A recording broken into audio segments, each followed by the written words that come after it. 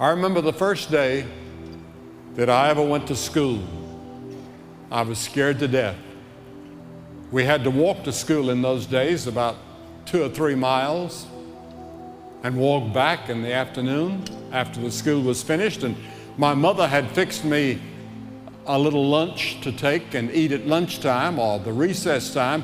No one told me that there were 2 recesses, so they had one recess about 10 or 10:30 for us to go out and stretch ourselves a little bit. And so I ate my lunch very quickly at that time. Well, when the real lunchtime came at 12:30, I had nothing to eat. And I'll never forget that day as long as I live. I got on the bus the wrong way, this was 4 years later. I got on the bus the wrong way. And the principal came out and he grabbed my ear. And I think part of it is still gone. But some time ago, Bill Hybels said in one of his sermons that there are so many changes happening rapidly that we don't even realize how many of them are affecting us. He said that this is an era of information overload. You and I have access to more information, data, facts and news and knowledge than anybody in history. And the information in the world is doubling every 5 years. And then we get information through magazines and newspapers. We're told that we forget up to 80% of it in 24 hours. And virtually all of it will be forgotten by the time we reach eternity. Nicodemus, the man that we were just reading about in the Bible, was a great religious leader. And he came by night.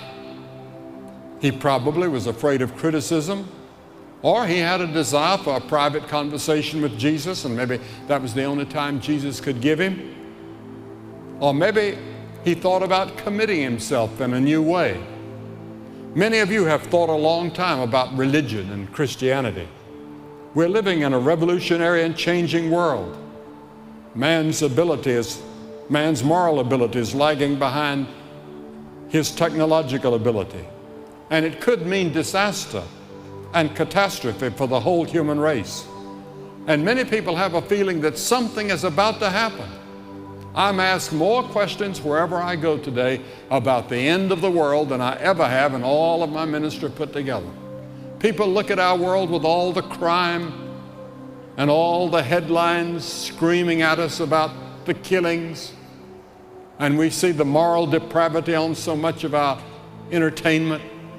And we ask ourselves, are we nearing the end? Are we living in the days of Noah, as Jesus predicted would come someday? I heard about a drunk in London. He was under a street light, and he was looking for his wallet that he had lost. And somebody came by and said, "Did you lose it here?"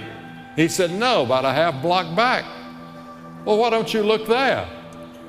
"There's no street lights back there," he said. Searching is important. Searching for purpose and meaning is very important. Do you have purpose and meaning in your life?